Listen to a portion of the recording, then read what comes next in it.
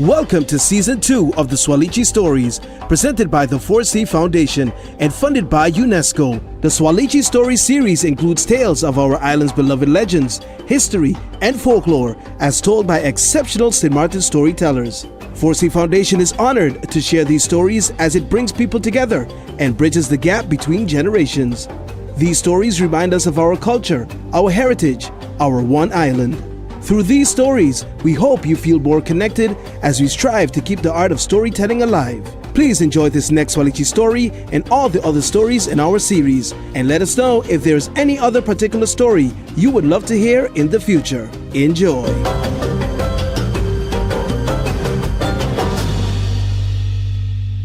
Over by Osterspawn used to be a little one-room shack. Old Captain Johnson used to live there.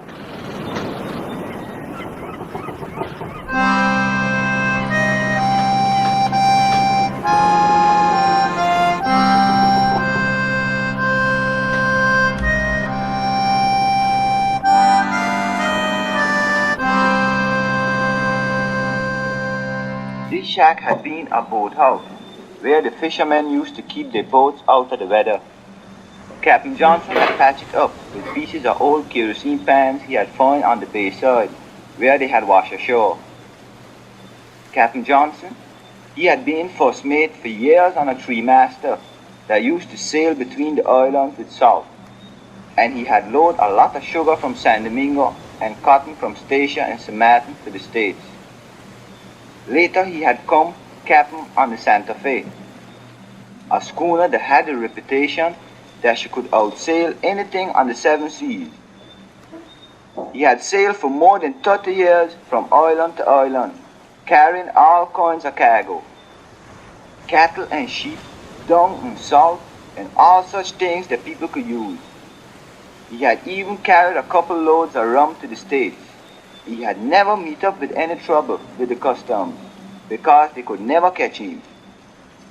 He was a real old weather-beaten salt, and because he was a good weather prophet, he had always been able to get his ship laid up in a good harbor before a hurricane could catch up with him. The only narrow escape he had at sea was when the compass on the Santa Fe had gone wrong, and he had ended up a trip to Macaris, somewhere down by South America. When he had settled down, old man Johnson had taken up living over by Osterspawn, and there he could use all the time he had, and that's just the place where he used to lay up his ship in the hurricane months, and where he could live a quiet life with the sea near to hand, talk to the fishermen about the weather and fishing boats, and exchange stories with the men of the ships that still used to come in to lay up in the pond. The inside of his shack he had made to look just like his dog cabin on board, and so he used to feel at home, sitting in his old chair, smoking his pipe, and looking at the walls. These was decorated with charts, compasses, and barometers, with pictures of all kinds of ships, and all sorts of junk he had picked up on his trips. The captain had a little dory he used to use to go out in to set his fish pots, or try to hook fish. When he'd catch too much for himself, he'd either con them or go to town with them and sell them along the road to buy cornmeal, tobacco, and rum. One day, he even catch a turtle when it was laying eggs in the sand. It was a big one, and he found a nest with 30 fresh eggs. For days and days he was eating nothing but turtle soup, turtle stew, and boiled turtle eggs. He had a friend, Captain Simpson, who still used to sail, and who used to come and look him up whenever he was in Great Bay. And sometimes Captain Simpson, who didn't have any family, just like old Johnson, used to lay up in Osterspawn to wait for the sun to cross the line, and so bring the hurricane months to an end. Then Johnson would have some fine days, chatting about old times, about fast ships and slow ones, and about all the harbors they had seen together, and alone. One morning, Captain Johnson rowed out in his doorway to see what he had in the fish pots. He hadn't catch no fish for a few days, and this morning he was hoping to find a good pot. But after he find his mackerels and pull up his pots, he find them nearly empty again, and with nothing eatable inside. I wonder how that comes, he said to himself. For days and days I can't catch nothing to eat, and I can't stand eating cornmeal without fish. So Johnson rowed his dory home, walked over to his shack for a couple of fishing lines, and went out in the boat again to try his luck with some small prize bait. After he had anchored out his dory, he put fries on his hooks and set out 2 lines, one on either side of the boat. After he had been waiting for a good while, he said to himself, I suppose all the Blair eyes must be hiding, and there ain't a grunt of yellowtail nowhere near. So he waited and talked to himself about the old wives and doctors used to catch, and about the time the kingfish had come on his small line. Yeah, he said to himself, those used to be good days, and I suppose I must be getting old now, for I can't catch no fish no more. Now I'm gonna have to eat dry cornmeal again tonight. And he started to pull in the line.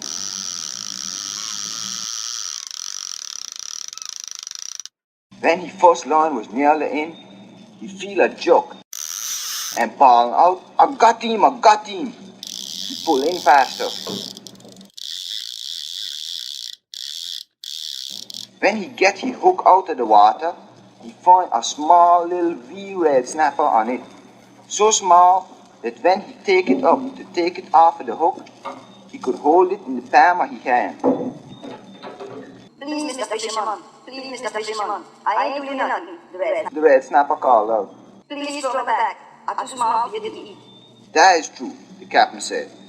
But you the first fish I see in 3 days, and I can't stand eating dry cornmeal. Now I got you, and even if I had to hook you through your tail when I was pulling up my lines, I'm gonna keep you.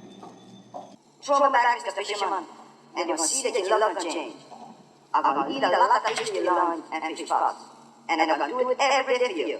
Once you throw me back, and you're gonna catch more fish than you ever did in your life.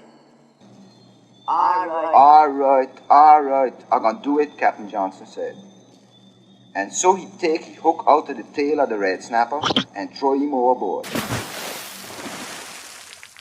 In the next 5 minutes of waiting, Captain Johnson keep on cussing himself for a soft-hearted fool. Now I had a fish, and I had to go and throw it away. It was a fish, even if it was a small one, and I suppose the little thing must be laughing at me down there. But all at once he got a strike on his left-hand line, and he had just pulled in a big run when he got a strike on the other line. And so it keep on for hours. No sooner he had pulled in one line with fish, than he got a strike on the other. When he had catch about 50 fish, he was tired out, and so he pulled in his line and went home with his dory, loaded down with fish. When he get to the shack, he found Captain Simpson waiting for him. And before he reached the shore, he started to call out, Man, you should see the heap of fish I catch. Come help me get them out of the boat. Then Captain Johnson told his friend all that had happened while he was fishing. Are you look at trouble? You ain't been drinking, I hope, Simpson said. Or maybe you got a sunstroke from the hot weather. Man, I'm telling the truth. But if you don't believe me, come, jump in the boat and let's go out and see what they got in my pots. So they pulled out to the place where he had set his pot. While Johnson steadied the dory, Simpson pulled up a pot. It was so heavy with fish that he could hardly hold it. And when at last he got the pot over the side of the boat, both of the old men sat down, with their eyes popping out of their heads looking at the fish pot. This was so full of fish that Captain Simpson had to say, I ain't had a drink for the whole day. Otherwise I'd say I was drunk. And now I got to believe my own eyes, and I suppose the story you told me was true. That is the way the little red snapper keep his promise to Captain Johnson. and the captain always had all the fish he wanted to eat, and lots to sell to boot.